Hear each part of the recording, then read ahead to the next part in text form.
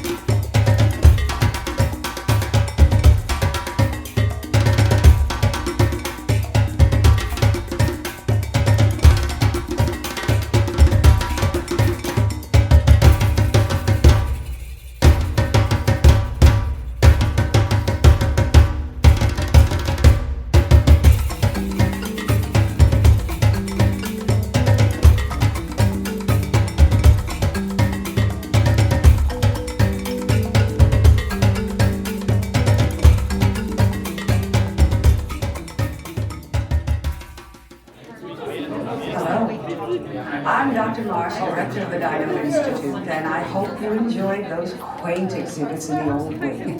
That's how dinosaurs have been presented to the public since the study of fossils began over 150 years ago. Today, that bare bones approach is about to become extinct.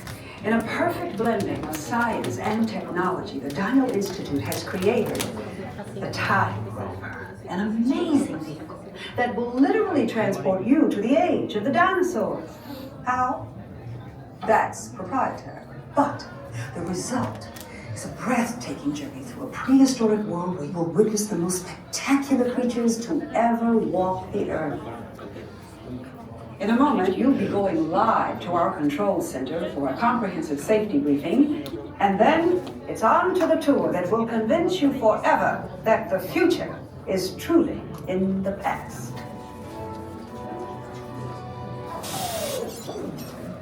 Hello there. Welcome to our little trans-dimensional joyride, folks. I'm Dr. Seeker, your friendly controller, and a heck of a paleontologist, if I do say so myself. But let's not talk about me. Let's talk about you, and how you can help me make history today with the Time Rover. It's like this. If I can bring you back from the Cretaceous period, it stands to reason that I can bring back a live dinosaur with you. And not just any dinosaur. Take a look at this guy. He's an iguanodon, and I'm certain that he is the key to understanding these magnificent creatures. I tagged him with a locator during an unauthorized field trip. Otherwise, I'd be traveling with you. Right now, our dino should be about here, at the very end of the Cretaceous period. That's where you're going today. I've arrived, it seems, just in time to correct a little misstatement. Dr. Marsh. That is impossibly close to the giant asteroid impact that destroyed most life forms on Earth. PART2 is designed to take you to the early Cretaceous period, and I can assure you that all time rovers have been securely locked on those coordinates. That's right. See? Securely locked. Access denied. Continue. Of course. We were just talking about seatbelts. Plug them in, use them. It can get kind of choppy out there, so keep your hands and arms inside the vehicle at all times.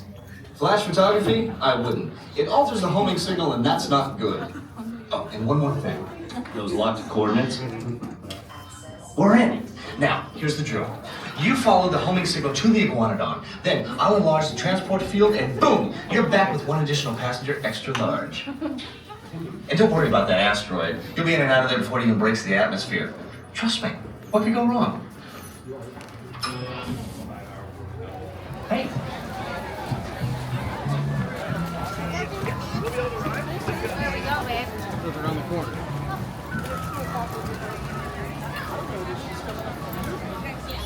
Let's go. John, Bo, y'all, my name is Shelby. I'm going to be your safari driver for the day. A couple quick safety things we head on out. Number one, make sure you keep your hands, arms, legs, and feet into the truck at all times. Also, please remain seated for the entirety of our journey. That does include lap sitters. They do need to be in one lap only spot they are currently in. Now, my friends, anything you came in and think you would like to leave with, that maybe your phone, your purse, your wallet, your friend, your child, please keep a tight hold and maybe a bit of a bumpy ride. Now, the first place we're going to be entering on into today is the Ituri Forest. The Ituri Forest is home to a lot of really, really beautiful animals. But a lot of them are super good at camouflage. We're going to keep a sharp eye out. We're going to see what we can find hanging out around here today. Looks like over here to this left-hand side, I see these rust-colored antelopes here known as bongos. Bongos are known as the ghosts of the forest. They like to hang out in the bushes and trees. They don't like to be seen very much, so we're lucky to see some hanging out around here today. Over there to that right-hand side, I see an okapi over there. The okapi kind of looks like maybe related to the zebra, but they're actually related to the giraffe. The okapi was first known about by Western civilization in 1901. However, multiple parts of Africa had actually known about them for generations at that point. The okapi does have a really long tongue, which they can use to clean their eyes, ears, mouth, and nose. So that's pretty cool.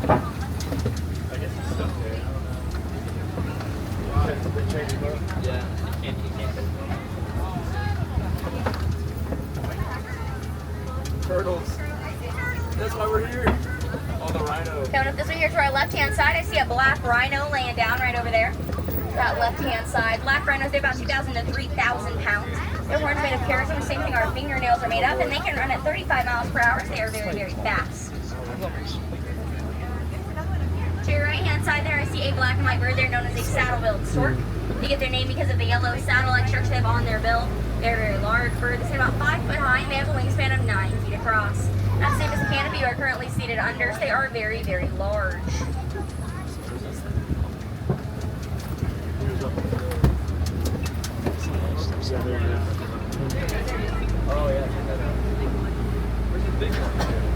Alright, y'all, then coming up this way here to our left-hand side, I see some of these kind of grayish-brown antelope. They're known as the greater kudu.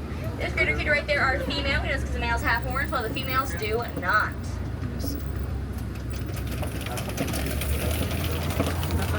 Then we're going to head down along this way, my friends. Here we are going to be exiting the Ituri Forest, and we're going to be entering on into the Safi River. Safi River is home to some of our friends like to hang out near the water, so hopefully we'll spot a couple of those. Let's head up along this way here, and we'll see what we can find.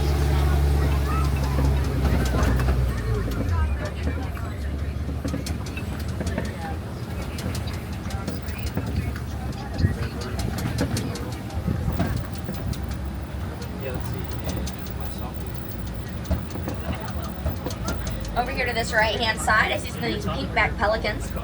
Pink-backed pelicans, they get their name because of the pink color they get on their backs during mating season. They're a very large bird. They have a wingspan about 7 to 9 feet across. They are colonial nesters. These are a nesting colony of about 500 pairs.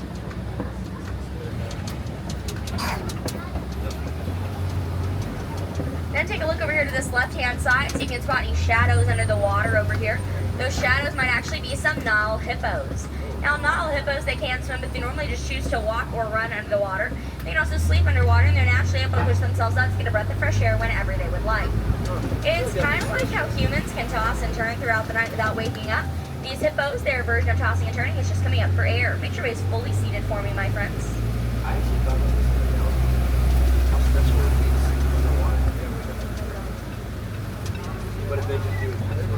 Now, Nile hippos, they can stay underwater for about 6 to 8 minutes at a time, which does often make them pretty difficult to spot. So we'll head around here. We'll see if we can find any hanging out near the surface of the water. I think I see one over here to this left-hand side. They're kind of underneath that waterfall in the back there, but they're really far down under the water, so they just kind of look like a dark spot. And then we're going to head up along this way here in just a moment, though. We'll see what else we can find out here in the Safi River.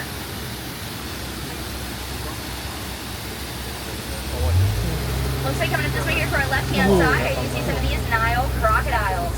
Now, Nile crocodiles, they are massive. They're about as long as a giraffe is tall. They're average about 16 to 17 feet in length. These guys are wonderful parents. They're going to keep their eggs in their mouth and hold them around to assist the hatching process. After their eggs hatch, they'll keep their babies in their mouth in order to protect them from predators.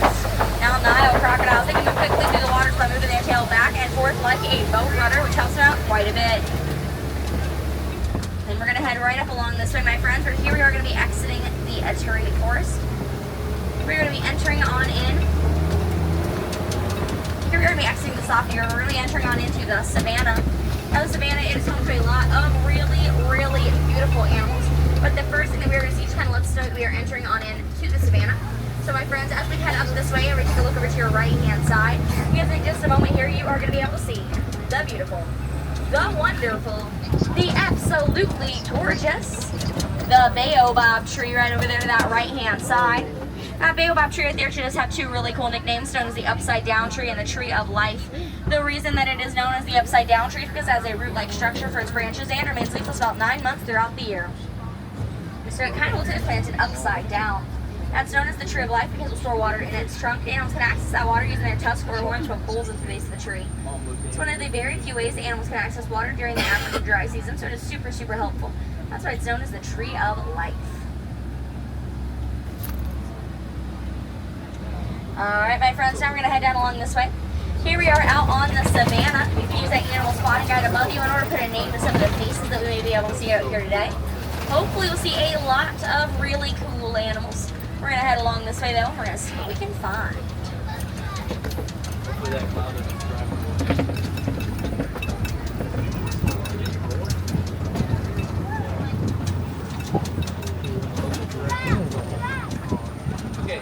Alright, my friends, now we are out here on the savannah. You can use that animal spotting guide above you in order to put a name to some of the faces that we may be able to see out here today.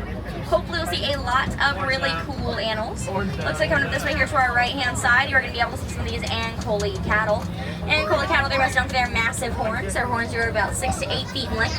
They have a honeycomb-like structure on the inside, which helps out their circulation. Ankole cattle, they go by a couple of other names. They're often known as the Watusi cow or Watusi cattle because that was the first tribe to domesticate them. They emerged about 2,000 years ago. They're a combination of the Egyptian longhorn cattle, as well as a different type of cattle that was often found in India around that time.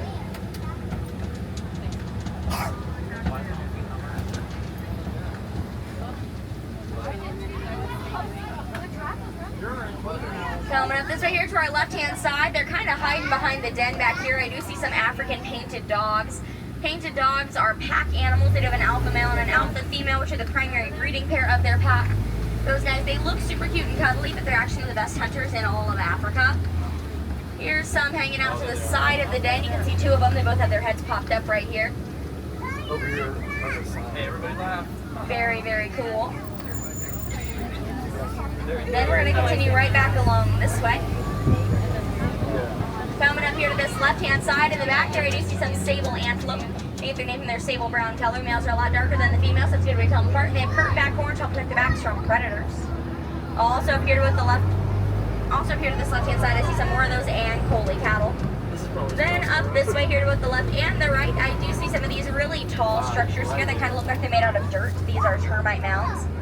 Termite mounds may have animals' dung and saliva. They mix together to bake in the African sun. They get as hard as concrete. Many animals can use them for a lot of things, but they do primarily house thousands of termites. So they have termites out here? Yeah. This is their fault. Coming up this way here to our left-hand side, it looks like I see some of these Maasai giraffes right here.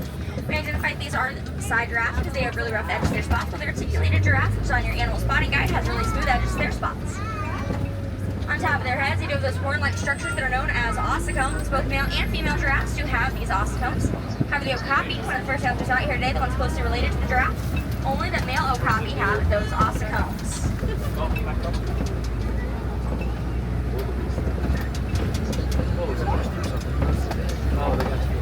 Going up here to this right-hand side, in that back corner there, I see some Hartman's Mountain zebras. Their stripes unique, so in the same way a human fingerprint is unique to each and every one of us. Everybody has them, all of them are different. It's a good way to touch their parts. That's pretty cool. Over here to this left-hand side, I'll see that tall tan antelope right there. That's an eland. Eland are the largest antelope here on this reserve. They stand about 6 foot high at the shoulder. They are larger than the average human, and they produce a lot of clicking noise as they walk because their tails sticks back and click over their kneecap every time they take a step. Here to your right-hand side, I see some really tiny animals, the brown top and a white underbelly. Those are the springbok. Springbok only stand about 33 inches high at the shoulder, but they 13 feet in front of themselves, 6 feet directly up. They run an average of 55 miles per hour. It means that less than 3 feet tall, they're one of the top 10 fastest animals in the entire world. I also see some wildebeest as well as a Maasai giraffe over there. For the wildebeest name does translate directly to wild beast. They're best known for their massive migrations. They'll migrate up to 1.5 million of their closest friends. And wildebeest are also often referred to as gnues. Spelled G-N-U, it's because they make a newing noise.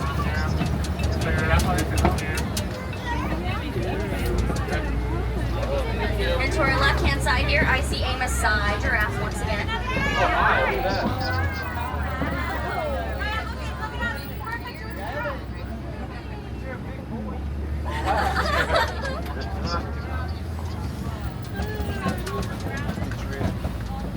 Then we're going to head right up along this way.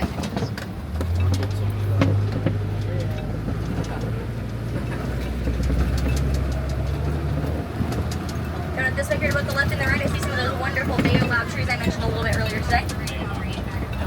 These are those trees animals can dig their tusks or horns to get some water out of whenever they need it. Based on some of the markings on these trees, we may be entering into the territory of a much larger animal. Around these parts, you often find some African elephants. Oh, I know. Hey, our section, we know what to do. You can to identify an African elephant based on the shape of their ears. Their ears are vaguely in the shape of the continent of Africa, and they can actually flap their ears to cool the blood in their ears down to about 15 degrees. Helps not a lot on really hot days. Another cool thing about African elephants is that their ears are super sensitive. They don't really like anything that makes a really loud or constant noise, and one of those things is bees. African elephants are super scared of bees. Now some people find this fact really funny, some people kind of find it sad, but it's really great for us to be aware of. Because farmers in Africa will be able to use this information to create bee-hive fences. Bee-hive fences are awesome. They allow farmers to protect their crops and also protect their population from getting hives together, so it's super cool. Also there to that left-hand side, you can see some of these greater flamingos. Greater flamingos, they are the larger of the types of flamingos. They are also the lightest pink. They get their pink color from brine trip. Brine trip is beta-carotene, and beta-carotene is what gives them their pink color. It does take about 2 years to develop enough beta-carotene in their system for them to turn pink. So throughout their first years of life, these guys are pretty much gray and fluffy. And they're adorable. A group of greater flamingos is referred to as a flamboyance. There's a flamboyance of flamingos out here on this reserve.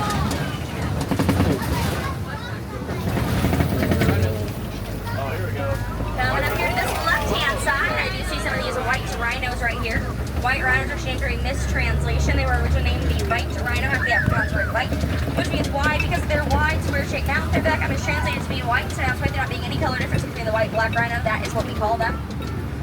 A group of white rhinos is referred to as a crash. There is a crash of them out here today.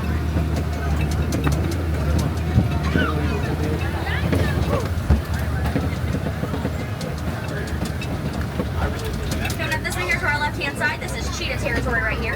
Cheetahs are a pretty hard spot because they are moving around, so everybody keep a sharp eye out temperature today. Looks like I see some in the back right there. Those cheetahs, they reach top speed about 60 miles per hour. They reach top speed in about 3 seconds. Cheetahs have truly built more speed with an elongated torso and a nice muscular tail. They can use kind of like a rudder as they turn. Underneath their eyes, they have black patches that kind of the same way as an athletes wear eye black. It makes so the sun does not reflect into their eyes. 10 years later, we got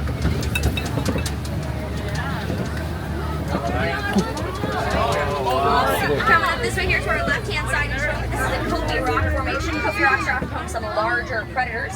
Looks like I see some lions right over here to this left-hand side. I see a female lion right there, as well as a male lion.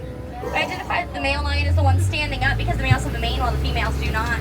Males and males are going to stay at home. They'll take care of the territory and the cubs. Females and males are going to go out and they'll do the majority of the hunting.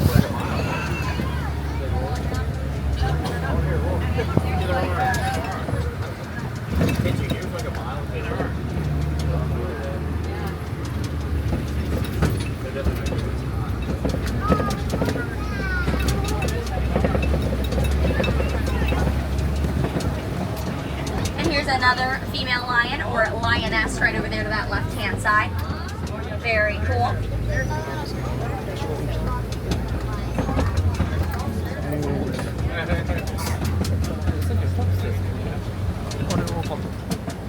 Coming up here to this left-hand side, you're going to be able to see some of these holes in the ground right here. These holes are some warthog burrows. Warthogs are some of the largest furry animals in the world. Sometimes they'll get their burrows out with their own tusk. Other times, though, they just recycle old burrows been left behind by other animals. A lot of times, you see a warthog in their burrow, they may back into their tusks sticking out. This stops away predators from coming near them.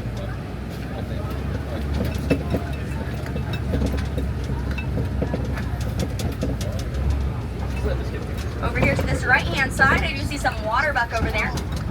Waterbuck, they get their names like to hang out near the water. They'll often choose not to leave their source of water unless they absolutely have to. They're even known for standing in the water to dissuade predators from coming near them.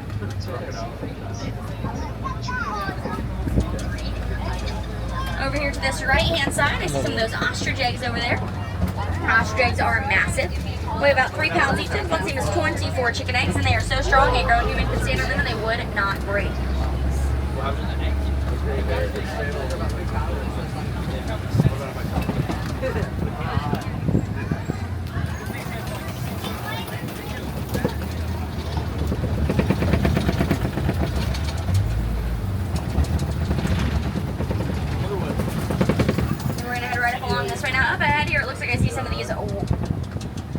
Our warden's post. Our warden does some pretty awesome things. One of the things that they do is they take care of Nigerian dwarf goats. Now, Nigerian dwarf goats are awesome. Number one, they're adorable, but also provide benefit both financially and nutritionally, as a milk is very rich in flavor and can be drank or sold in the market. Over here to this left-hand side, you're going to be able to see that yellow structure right there. That's a beehive fence, like I mentioned earlier. It helps keep the African elephants off of our warden's post, but another pretty cool thing it does is provide honey for the farmers that use those beehive fences. They can either use that honey themselves with their families, or they can sell the market to have a little bit of extra profit whenever they need it.